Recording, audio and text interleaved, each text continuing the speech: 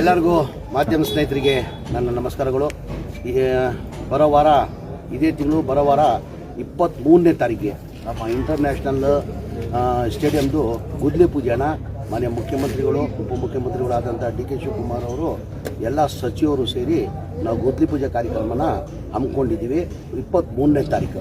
ಅದ್ರ ಜೊತೆ ಟಂಡೂಲ್ಕರ್ ಅವ್ರಿಗೂ ಇನ್ವೈಟ್ ಮಾಡುವಂಥ ಬಾಂಬೆಯಲ್ಲಿ ನಮ್ಮ ಸ್ನೇಹಿತರಿಗೆ ಮಾತಾಡಿದ್ದೀನಿ. ಅವರು ಈಗ ಸಾಯಂಕಾಲವರೆಗೂ ಕನ್ಫರ್ಮೇಷನ್ ಕೊಡ್ತೀನಿ, ಬರ್ತೀನಿ ಅಂತ ಹೇಳಿದ್ದಾರೆ. ಇನ್ನು ಗ್ಯಾರಂಟಿ ಕನ್ಫರ್ಮೇಷನ್ ಮಾಡಿಲ್ಲ. ಬರ್ತೀನಿ, ನಾನು ಒಳ್ಳೆ ಕಾರ್ಯಕ್ರಮ ಇದು, ಹಾಗಾಗಿ ನಾನು ಬರ್ತೀನಿ ಅಂತ ಹೇಳಿದ್ದಾರೆ. ರಾಹುಲ್ ಡೇವಿಡ್ ಅವ್ರನ್ನ ಈ ಕಾರ್ಯಕ್ರಮನ ಕರೆಸ್ಬೇಕಂತ ಪ್ರಯತ್ನ ಮಾಡ್ತೀವಿ. ವೆಂಕಟೇಶ್ ಪ್ರಸಾದ್ ಅವರು, ಅನಿಲ್ ಕುಂಬ್ಳೆ ಅವರು, ವಿಶ್ವನಾಥ್ ಅವರು, ಜಾಗೃತ್ ಶ್ರೀನಾಥ್ ಅವ್ರನ್ನ ಎಲ್ಲ ಕರೆಸ್ಬೇಕಂತ ಪ್ರಯತ್ನ ಮಾಡ್ತೀವಿ. ಆಲ್ರೆಡಿ ನಾನು ಬಾಂಬೆಗೆ ಒಂದು ಹಂತದಲ್ಲಿ ಸಚಿನ್ ತೆಂಡೂಲ್ಕರ್ ಅವ್ರ ಜೊತೆ ಮಾತಾಡಿದ್ದೀನಿ. ಅವರು ನಾನು ಸಂಜೆವರೆಗೂ ನಾನು ಕನ್ಫರ್ಮೇಷನ್ ಕೊಡ್ತೀನಿ ಅಂತ ಹೇಳಿದರೆ ಮೋಸ್ಟ್ ಪ್ರಾಬಬ್ಲಿ ಅವ್ರು ಬರ್ಬೋದು. ಎಷ್ಟು ಜನ ಸೇರ್ಬೋದು ಸರ್? ಕನಿಷ್ಠ ನಾವು 1 ಲಕ್ಷದಿಂದ 1.25 ಲಕ್ಷ ಜನ ಸೇರಿಸ್ಬೇಕಂತ ಇದ್ದೀವಿ. ನಾವು 1 ಲಕ್ಷ ಜನ 1.5 ಲಕ್ಷ ಜನವರೆಗೂ ಸೇರಿಸ್ಬೇಕಂತ ಇದ್ದೀವಿ. ವಿಶೇಷ ಏನು ಸರ್ ಸ್ಟೇಡಿಯಮ್ದು?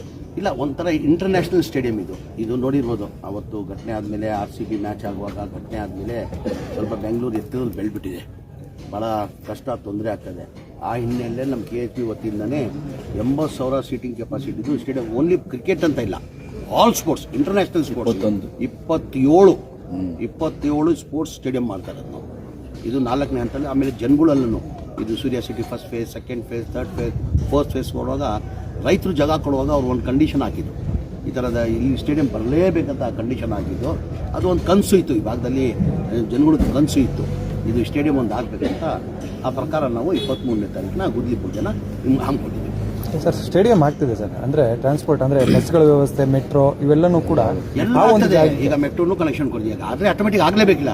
ವೆರಿಬಲ್ ರಿಂಗ್ ರೋಡ್ ಬರ್ತಾ ಇದೆ, ಮೆಟ್ರೋ ಸ್ಟೇಷನ್. ಮೊನ್ನೆನೇ DCM ಸಾಹೇಬರು, ಡಿ ಕೆ ಶಿವಕುಮಾರ್ ಅವರು, ನಾನು, ಶಿವಣ್ಣ, ಶಿವಲಿಂಗೇಗೌಡರು ಹೋಗಿದ್ವಿ.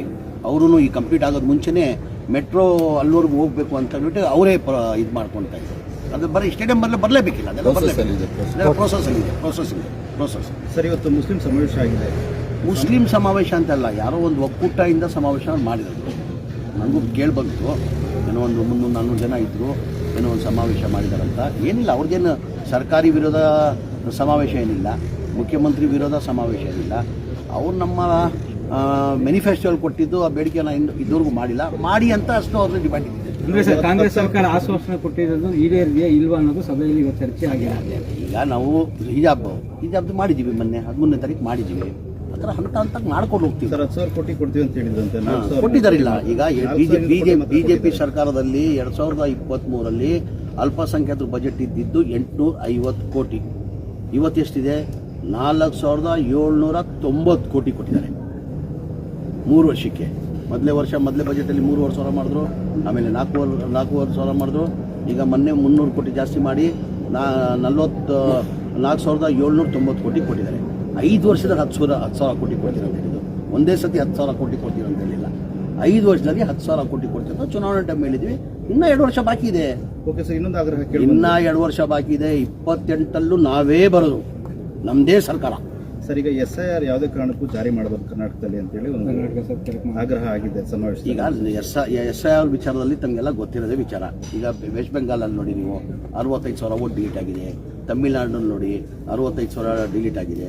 ಆ ಕಾರಣಕ್ಕೆ ಎಲ್ಲ ಸ್ಟೇಟಲ್ಲೂ BJPಯವ್ರು ಬಿಟ್ಟು ಎಲ್ಲ ಪಕ್ಷದವರು, ಕಾಂಗ್ರೆಸ್ ಪಕ್ಷದವರು, ಆಲ್ ರೀಜನಲ್ ಪಾರ್ಟಿಯವರು SIR ಬೇಡನೇ ಅಂತ ಹೇಳ್ತಾರೆ. ಈಗ ಸಮಾವೇಶದಲ್ಲಿ ಅದೇ ತೀರ್ಮಾನ ಮಾಡಿದ್ದಾರೆ ಸರ್. ಜೊತೆಗೆ ರಾಜ್ಯ ಸರ್ಕಾರ ಅದನ್ನು ಅಂಗೀಕಾರ ಮಾಡೋದು ಇಲ್ಲ. SIR ನಾವು ಕೇಂದ್ರ ಸರ್ಕಾರ ಮಾಡಬೇಕಾಗಿರೋದು,